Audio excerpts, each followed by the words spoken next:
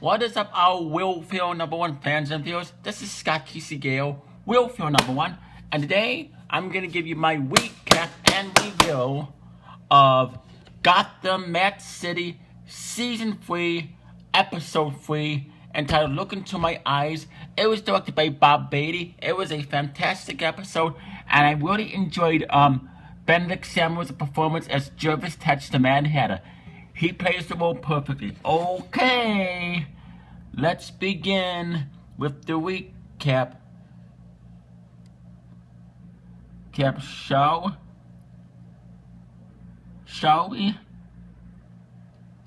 Last week's episode of Gotham ended as it loved doing, with a series of jumper cutscenes that drastically changed the face of the show.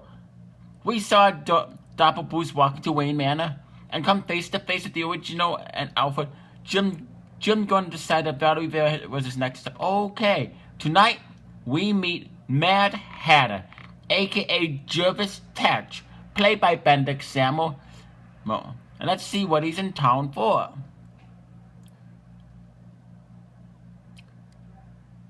Meet Mad Hatter, or rather hypnotist Jervis Tetch. He's putting on a show at Sirens, and Barbara is loving it.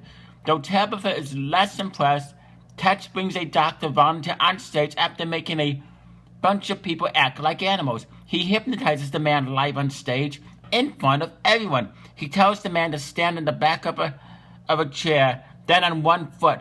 When he's done with the performers, Tetch whispers a rhyme in the man's ear before awakening him. Bob is intrigued by the possibility of making people do anything he wants them to do.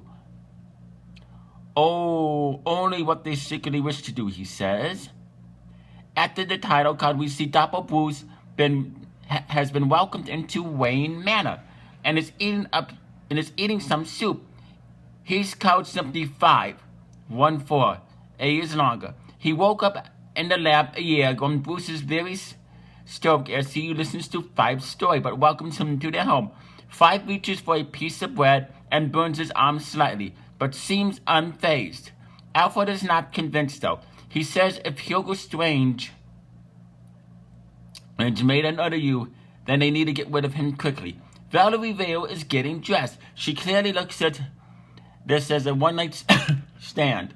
Jim thought there might be more there. That was fun. See you around, she says, with a kiss, and leaves. Lee is chatting with Captain Barnes as she's coming back to the GCPD. He assures her Jim Gordon has no GCPD affiliation whatsoever, and Jim walks in. Naturally, Harvey tries to distract him, but Lee sees him and calls out. She's moving back to town with her new fiancé. He says it's good to see you, Lee, but sounds more like screw you, you heartbreaking trash fire. Poor Jimmy. The doctor wakes up to a phone call. It's Tetch. He says the same words from before, putting the guy in a trance.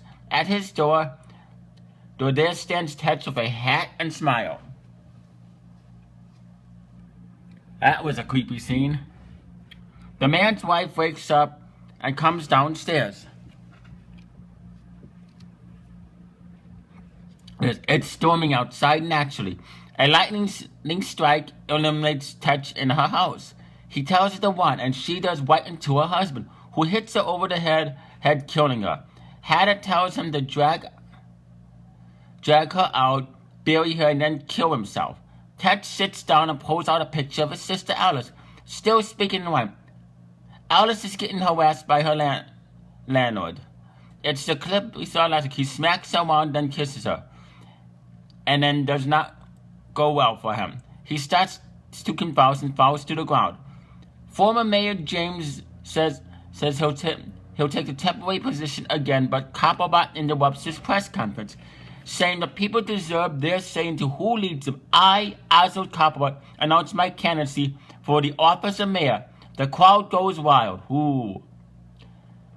Alfred and Bruce do some boxing training, and Dapper Bruce 5 interrupts him. Bruce asks 5 if he'd like to try. Alfred laces up his gloves and starts to try to hit him, and 5 dodges and instantly lands a few good punches in a row. Alfred lands a punch and hits his nose, and Five doesn't feel it at all. He has a crazy scar on his neck. He doesn't remember being trained either. Ted shows up at Jim's place and says he's looking for his sister. He sought help for Alice's condition, a poison in the blood, from Professor Strange. He's glad he got away from Strange, but needs help finding her. Jim's input. Penguin's campaign slogan is "Make Gotham Safe Again." The people of Gotham are scared, and that means angry. He has a whole campaign office in his house now, and Aubrey James wanted to meet with him. Bruce and Five sit in his study. Bruce is trying to discover what the scars on Five's neck and back could mean. Selina shows up and Bruce hides Five away.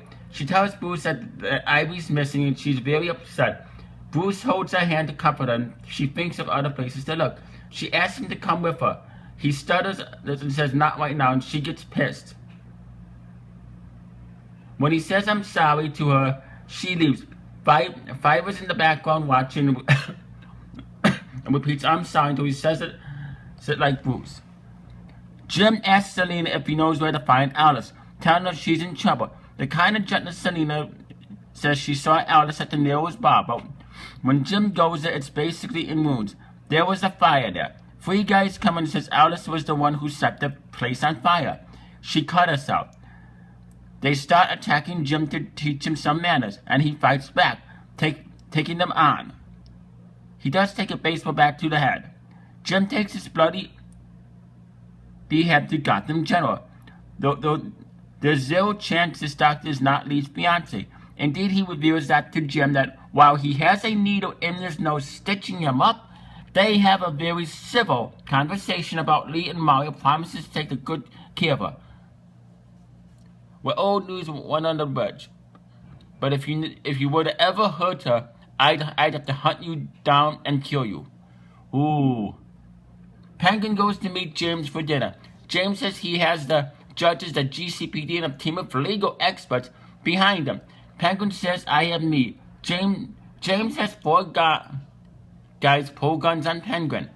Then Penguin snaps his fingers, and literally everyone else in the Western pulls guns right back. You and I always one step ahead, never free. Penguin says he does need some help though, and that he has someone in mind. Jim gets to Alice's place and the landlord attacks him. He's gone, mad with rage, like some kind of rage zombie. Alice comes back in and shoots him, saving Jim and tells Jim that her brother absolutely can't find her. Sounds like Hannah wants a zombie apocalypse. Five watches Bruce sleep because that's Five watches Bruce sleep. After staring at him, he starts to cut his hair.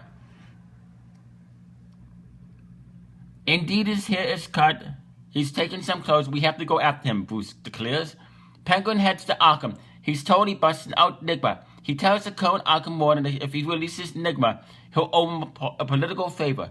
Tetch is performing again at Simon's, this time hypnotizing Barbara herself. What we would like to see is the lovely Miss Keon. Tetch tells Barbara that when he counts down from 3, she'll be madly in love with him. She awakens and moves to him, kissing him, and Tabby looks jealous. He asks, what if I can't feel the same? What if I love another? And Barbara breaks the glass and comes at him.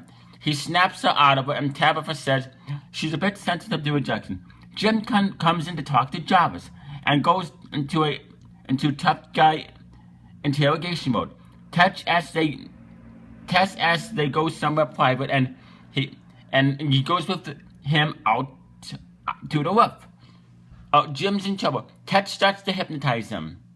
This is not good. Tetch makes him put his gun on the ground, walk to the edge, and climb the wall. He tells him this is how he can rest. Jim closes his eyes, and we're right up to where we left off. And Tetch says deep down Jim wants to die. He's going to count to 10 and have Jim step off that ledge. Alice shows up at 5 with a gun and tells Jarvis to stop. She says Jarvis is evil and to leave her alone. He says, but But Alice, I love you, as he says in a creepy voice. She fires the gun and misses. It wakes Jim up though. it wakes Jim up though. She fires a couple more times as Jim falls, hanging from the ledge. Jervis runs away and Alice helps pull Jim back up. He nakes and cuffs her. At Arkham, Edward Nygma has declared sane and is being released. Penguin picks her up and says, "Hello, old friend. Lee and Mario have dinner." No. He tells us he's talked with Jim. Mario seems to be a bit upset about her not mentioning his name. His dad, Carmine Falcon, shows up to join them at dinner. Carmine Falcon, played by John Doman, tells Lee that when Mario was born, he promised Mario would never be a part of the family business. He says the only worry is that she's too beautiful. All great tragedies start with faces like yours. Are we really not going to talk about the baby at all? Is the baby gone? Dead? Adopted? Secretly planning to take over it all? What about the baby? Five rolls up looking like Bruce to Selena and her hideout with a car. She can see something's off with him. "You seem different. Is that a bad thing?" he asks. She goes with him, "Oh, Selena, you're in so much trouble." And I would give this episode 5 stars, 2 thumbs up, way up. I am really enjoying season 3. I'm loving Benedict Samuel as the Mad Hatter, Jervis Tetch. He's doing a phenomenal job.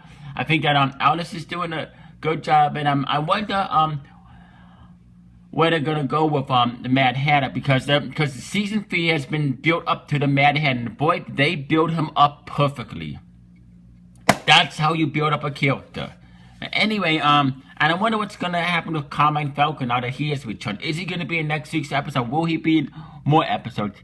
Anyway, comment down below in the comment section. Tell me, Sky Keyscale, what you thought about this episode. What do you think is gonna happen in the next remaining episodes? And where do you think they're gonna go with the Mad Hatter?